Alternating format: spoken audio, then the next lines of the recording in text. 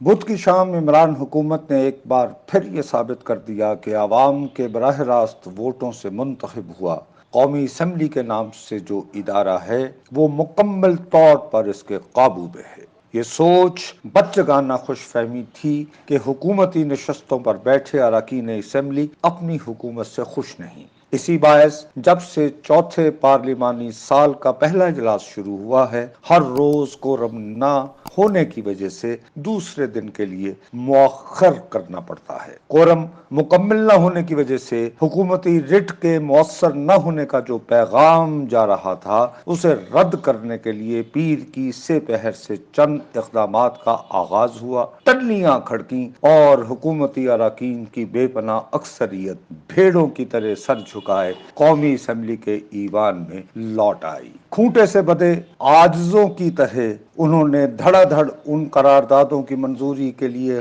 ہاں کی آوازیں بلند کی جن کے ذریعے چند اہم ترین قوانین کو حتمی منظوری کے لیے اب پارلیمان کے مشترکہ اجلاس کے روبرو پیش کیا جائے گا۔ مذکورہ قوانین میں سے اہم ترین وہ قانون ہیں جن کے ذریعے غیر ملکوں میں مقیم پاکستانی اپنے گھروں یا دفتروں میں بیٹھے اسمارٹ فون پر میسر ایپ کے استعمال کے ذریعے اپنی پسند کے امیدوار کی حمایت میں ووٹ ڈال سکیں گے۔ وطن عزیز میں کاغذ پر چھپے ناموں اور علامات پر مہریں لگانے کا فرسودہ نظام تاریخ کے کوڑے دان میں پھینک دیا جائے گا۔ اب پولنگ بوتھوں پر جدید ترین الیکٹرانک مشینیں لگائی جائیں گی۔ رائے دہندگان ان میں نصب بٹنوں کو دبا کر اپنی پسند کا اظہار کر دیں گے۔ بدھ کا اجلاس حکومتی نورتنوں نے اسی انداز میں بلوایا جو ماہرین جنگ دشمن کی صفوں میں گھات لگانے کے لیے استعمال کرتے ہیں۔ اپوزیشن جماعتوں کو حکومتی ارادوں کی تھوڑی شد بدھ کی صبح محسوس ہوئی۔ حکومتی وار کو ناکام بنانے میں اگر حزب مخالف واقعتاً سنجیدہ ہوتی تو 80 سے زیادہ اراکین قومی اسمبلی پر مشتمل مسلم لیگ نون کے صدر جناب شہباز شریف موٹر وے پر فراٹے بھرتے ہوئے اسلام آباد پہنچ جاتے۔ قومی اسمبلی میں قائد حزب اختلاف ہوتے ہوئے وہ کئی گھنٹوں تک الیکٹرانک ووٹنگ مشینوں کے ذریعے ہوئے انتخاب کے بارے میں اپنے تحفظات کا تفصیل سے اظہار کر سکتے تھے۔ انہوں نے مگر لاہور میں بیٹھے ہوئے ہی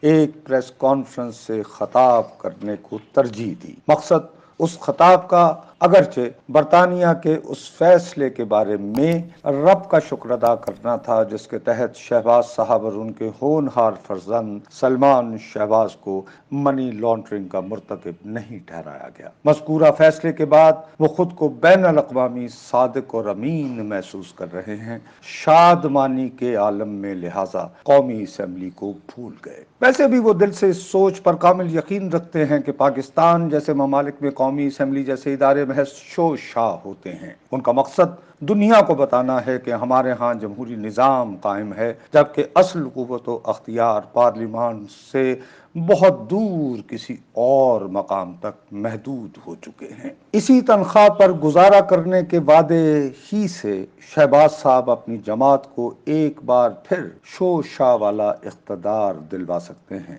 لندن میں مقیم ان کے بڑے بھائی اگرچہ جی حضوری کو اب بھی آمادہ نہیں ہو رہے، روزانہ کی بنیاد پر اپنے حامیوں کو ٹیلی فون پر ہوئے خطاب کے ذریعے ووٹ کو عزت دو والے بیانیے کی حمایت میں متحرک کرنے میں مصروف رہتے ہیں۔